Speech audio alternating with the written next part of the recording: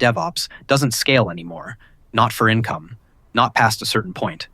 And most engineers don't see where it stops. They only notice it after the salary slows down, after raises get smaller, after the next title takes longer, after the same effort produces less movement. That's the signal, not failure, stabilization. Because early on, everything works. You learn tools, you automate systems, you build pipelines, you manage infrastructure, and your income increases from junior to mid, from mid to senior.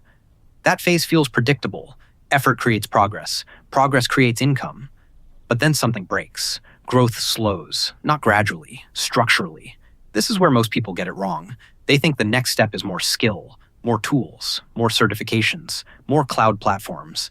But that doesn't change what's happening, because DevOps is already scaled. Infrastructure is standardized. Pipelines are repeatable. Tools are easier to use. Platforms abstract complexity, which means more engineers can do the same work. And when more engineers can do the same work, value stabilizes. This is the part people underestimate. Standardization does not remove demand. It removes scarcity.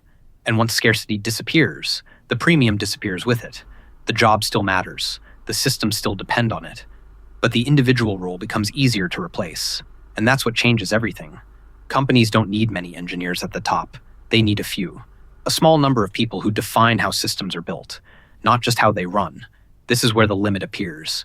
Not in skill, in position.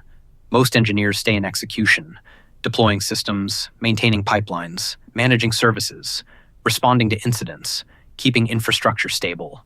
Important work, critical work, but scalable work.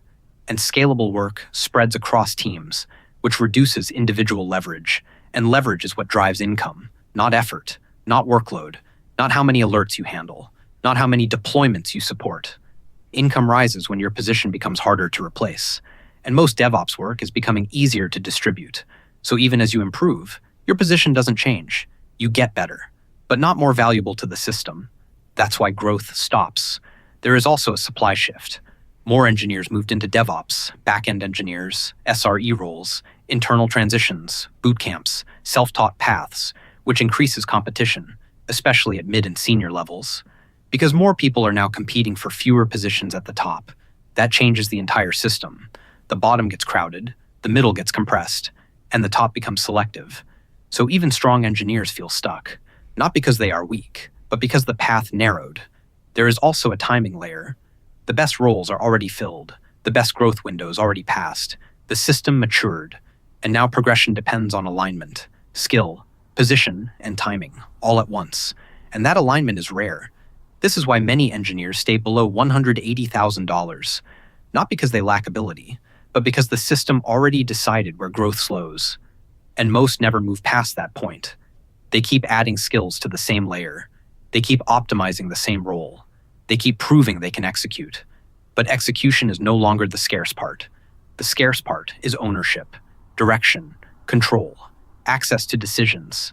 This difference compounds over time. Hundreds of thousands across a career, lost without realizing it. Because effort continues, but progression doesn't. And that's where most people stay.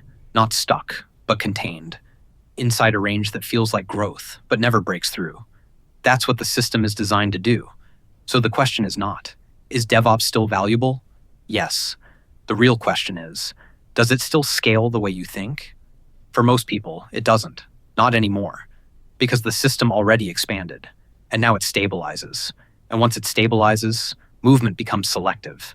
If you understand this, you don't just improve. You reposition. You move toward where leverage still exists. Because that's the only place where growth continues. The engineers who keep growing do not just become better DevOps engineers. They become harder to replace. They move closer to architecture, closer to platform ownership, closer to decisions that affect cost, reliability, and scale. That is where the next layer begins. And most engineers never reach it, not because it's impossible, but because they never stop doing the work that keeps them in the same layer. If you want the full system behind this, it's in the description.